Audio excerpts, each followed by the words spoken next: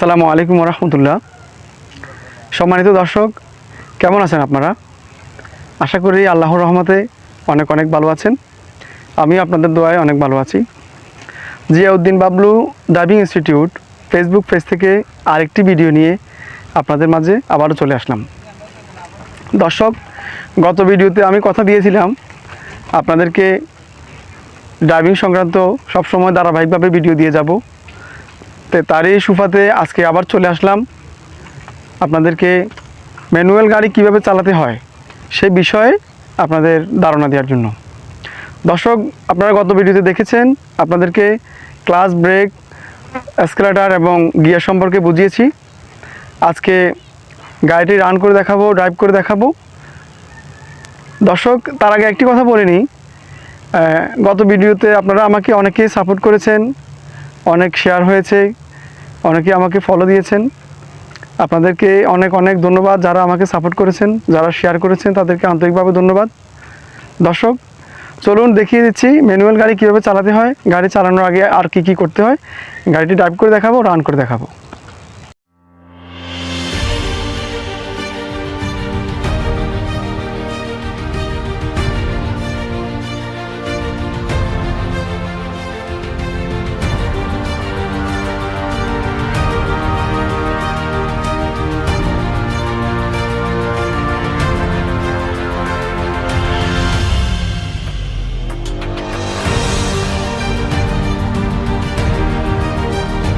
দর্শক, গাড়িটি রান করার আগে আপনাদেরকে আরেকটা জিনিস বুঝতে হবে।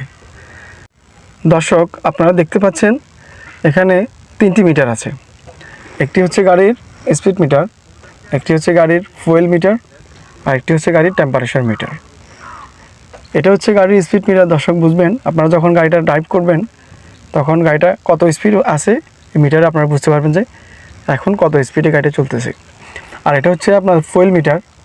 আপনার গাড়ি যদি অকটেন অথবা পেট্রোল চালিত হয় তাহলে এই মিটারে আপনি বুঝবেন আপনার গাড়িতে কতটুকু অকটেন অথবা পেট্রোল আছে। এখন আমরা দেখতে পাচ্ছি কাঁটাটা নিচের দিকে নেমে আছে ইতে, তার মানে গাড়িতে অকটেন নাই। দর্শক, আমাদের গাড়িটা যেহেতু সিএনজি চালিত গাড়ি, এই জন্য আমাদের অকটেনের প্রয়োজন হবে না। আর আরেকটি মিটার যেটা বলছি টেম্পারেচার মিটার, এটা দিয়ে আপনি বুঝবেন মিটারটা যদি উপরে লাল দাগ অথবা এইচের দিকে চলে যায় আপনাকে বুঝতে হবে গাড়ির ইঞ্জিনটি হিট হয়ে গেছে। আর যদি এটা নিচে চির দিকে থাকে তার মানে কুলে আছে। নিচে সি মিনিং কুল, এইচ মিনিং হট, তাহলে আপনি বুঝতে হবে আপনার গাড়ির ইঞ্জিনটা এখন কুল আছে। আপনার গাড়ির ইঞ্জিন যদি হিট হয়ে যায় তাহলে আপনাকে কী করতে হবে, আপনি অবশ্যই গাড়িটি ব্রেক করে দাঁড়িয়ে যাবেন। আপনি যদি ইঞ্জিন হিট অবস্থায় গাড়িটি আরও রান করেন, আরও চালান, তাহলে সেই ক্ষেত্রে আপনার গাড়ির ইঞ্জিনটি ডেড হয়ে যাবে। দর্শক, আপনাদেরকে আশা করি আমি গাড়ির মিটারগুলো, স্পিড মিটার এবং টেম্পারেচার মিটার এবং ফুয়েল মিটারগুলো বোঝাতে পেরেছি। দর্শক, গাড়িটা স্টার্ট করার আগে আমাদেরকে আরেকটা জিনিস বুঝতে হবে। এই যে এখানে একটা লিভার দেখা যাচ্ছে, এটি হচ্ছে গাড়ির হ্যান্ড ব্রেক। হ্যান্ড ব্রেক মানে হাতের ব্রেক। এটা যদি উপরের দিকে দেওয়া থাকে তাহলে আপনার গাড়িটি ব্রেক হয়ে আছে। আপনি গাড়ি রান করার আগে আপনাকে এটা নামিয়ে দিতে হবে। এটা নামানোর জন্য যে সিস্টেম, এখানে একটা বাটন দেখা যাচ্ছে, এই বাটনটা চাপতে হবে। এই বাটনটা চাপ দিয়ে আপনাকে এটা নামাতে হবে। দর্শক, এখন আমরা গাড়িটি স্টার্ট করা যাক। চাবি, এখানে চাবিটা যদি আমি ডান দিকে মোচড় দিই তাহলে গাড়িটা স্টার্ট হয়ে যাবে।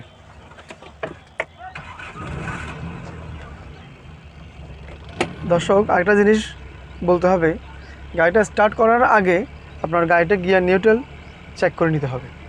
আপনার গাড়িটা যদি গিয়ার নিউট্রাল না থাকে অবশ্যই আপনি ক্লাচ দিয়ে তারপর আপনার গাড়িটা স্টার্ট করবেন। দর্শক, এখন আমরা গাড়িটা ড্রাইভ করব। তার আগে আমাদেরকে গাড়ির ইন্ডিকেটর যে সিগন্যালটা আছে সেটাকেও তো চিনতে হবে। আসুন দেখিয়ে দিই ইন্ডিকেটর সিগন্যাল কোনটা। দর্শক, নিশ্চয়ই দেখতে পাচ্ছেন এখানে একটা লিভার, এটাকে বলা হয় ইন্ডিকেটর। এটা যদি আমি বাম দিকে দিই তাহলে বাম দিকে সিগন্যাল হয়ে যাবে, আর এটা মধ্যখানে এনে দিলে সিগন্যালটা বন্ধ হয়ে গেছে। সিগন্যালটা যদি আমি ডান দিকে দিই তাহলে ডান দিকে সিগন্যাল হচ্ছে, এটা ইন্ডিকেটর, এটা আপনারা বুঝবেন। এখন আমি গাড়ির গিয়ার দিব। গিয়ার দেওয়ার আগে আমাকে যেটা করতে হবে, অবশ্যই 100% ক্লাচ দিতে হবে। ক্লাচ দেওয়ার পরে ক্লাচটা একটু দেখাতে হবে। ক্লাচ 100% দেওয়ার পর আমি এখন 1 দিব। আমার গিয়ার এখন নিউট্রালে আছে। নিউট্রাল থেকে আমি বামে গেছে সামনে ধাক্কা দিলে আমার 1 হয়ে গেল। দর্শক, এখন আমি যদি গাড়িটা রান করাতে চাই তাহলে আমাকে ক্লাচটা ছাড়তে হবে। আগে আমি 5% ক্লাচ ছাড়বো। 5% ক্লাচ ছাড়ার পর আমি বোঝা যাচ্ছে গাড়িটা সামনের দিকে যেতে চাচ্ছে। দর্শক, এখন একটু রেস দিব। দর্শক, রেস দেওয়ার ক্ষেত্রে খুবই সতর্কতা অবলম্বন করবেন। রেস কিন্তু বেশি দেওয়া যাবে না। রেস দিতে হবে 2%, 3%। আপনি যদি বেশি রেস দিয়ে দেন তাহলে আপনার গাড়িটা ওভার স্পিডে চলে যাবে। দর্শক, এখন আমার গাড়ি 1 নম্বরে আছে। আমি গাড়ি রান হওয়ার পর ক্লাচ পুরো ছেড়ে দিয়েছি। এখন গাড়িটি আস্তে আস্তে সামনের দিকে যাচ্ছে। এখন একটা জিনিস বুঝতে হবে, এই 1 নম্বর গিয়ারে গাড়ি কতক্ষণ চলবে বা কত স্পিড নেওয়া যাবে, বা 1 নম্বর গিয়ারের স্পিড লেভেলটি কত। দর্শক, মিটারটা একটু দেখেন। 1 নম্বর গিয়ারের স্পিড লেভেল হচ্ছে 10-20-র মাঝামাঝি। 10 এবং 20-র মাঝামাঝি আমার এখন গাড়ি আছে। এখন আমাকে 2 দিতে হবে। আবার আমি ক্লাচ দিলাম, গিয়ার 2 দিলাম, আবার একটু ক্লাচ ছেড়ে আমি একটু স্পিড দিয়ে গাড়িটা রান করাচ্ছি। দর্শক, এখন আমার গাড়িটি 2 নম্বরে চলতেছে। আপনারা যারা নতুন শিখতেছেন বা নতুন স্টার্টিংয়ে বসেন তাদের জন্য আমার একটা টিপস হলো, আপনারা ভয় পাবেন না, মনে সাহস রাখবেন, আপনাদের কনফিডেন্ট লেভেলটি ধরে রাখবেন, তাহলে আপনাদের জন্য কাজটা অনেক সহজ হয়ে যাবে। দর্শক, এখন আমার গিয়ার শিফটিং করার সময় আসছে। হ্যাঁ, 2 নম্বরে আমরা স্পিড কতটুকু নিব? 2 নম্বরের স্পিড লেভেল হচ্ছে দর্শক 30। আমার গাড়ি এখন 30-তে গেছে। আমাকে অবশ্যই 3 নম্বর দিয়ে দিতে হবে। আমি আবার ক্লাচ দিলাম, দেন নিউট্রাল থেকে সামনে ধাক্কা দিলে 3 হয়ে গেল। এখন আমি 3 নম্বরে গাড়িটা রান করাচ্ছি। এখন আমার কাজ হলো, আমি সামনের দিকে গাড়িটা ব্যালেন্সে রাখতে হবে। আমাকে গাড়িটা ব্যালেন্সে রাখতে হলে আমার স্টার্টিংটা ধরতে হবে একদম স্মুথ, একদম নর্মালি ধরতে হবে। এটা শক্তি দিয়ে খামচি মেরে ধরলে হবে না। দর্শক, ক্যামেরাটা সামনের দিকে। আপনারা যেহেতু আপনারা নতুন চালাবেন, হ্যাঁ, ওভার স্পিড নেবেন না, আস্তে আস্তে করবেন।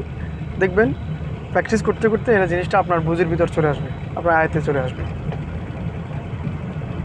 দর্শক, এখন আমরা গাড়িটা দাঁড়া করাবো। দাঁড়া করাতে হলে আমাকে কী করতে হবে? আগে ক্লাচ দিতে হবে, তারপরে ব্রেক দিয়ে বামে সিগন্যাল দিয়ে, আমি যেহেতু বামে সাইড করব সিগন্যাল দিয়েছি, সিগন্যাল দিয়ে তারপর আমাকে ক্লাচ দিয়ে ব্রেক দিয়ে গাড়িটা দাঁড়া করাতে হবে। এখানে জিনিসটা বুঝতে হবে দর্শক, আমি যদি এখন তো গিয়ারে ছিল, আমি যদি এখন ক্লাচটা ছেড়ে দিই গাড়ি কিন্তু বন্ধ হয়ে যাবে। আর আমি যদি গিয়ার নিউট্রাল করে ক্লাচ ছাড়ি গাড়ি বন্ধ হবে না। এক্ষেত্রে আমাদের ক্লাচটা মোস্ট ইম্পর্টেন্ট। গিয়ার নিউট্রাল করার পর আমি ক্লাচটা ছাড়তে পারছি। যদি গিয়ারে থাকতো তাহলে আমি এভাবে যদি ক্লাচ ছাড়তাম তাহলে গাড়িটা একটা ঝাঁকুনি দিয়ে বন্ধ হয়ে যেত। দর্শক, আজকে আপনাদেরকে গাড়িটা ড্রাইভ করে দেখালাম। এখানে আরও অনেক কিছু বোঝার আছে, শেখার আছে। আপনারা ধারাবাহিকভাবে আমার ভিডিও দেখবেন। আমি ইনশাআল্লাহ চেষ্টা করব আপনাদেরকে ধীরে ধীরে বোঝানোর। এটা আমার সেকেন্ড ভিডিও, জানি না কতটুকু ভালো করতে পেরেছি, তবে আপনারা যদি সাপোর্ট করেন ইনশাআল্লাহ আপনাদেরকে আরও ভালোভাবে বোঝানোর চেষ্টা করব।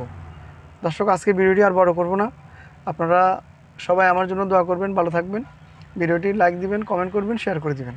আসসালামু আলাইকুম ওয়া রাহমাতুল্লাহ। সবাই ভালো থাকুন। খুদা হাফেজ।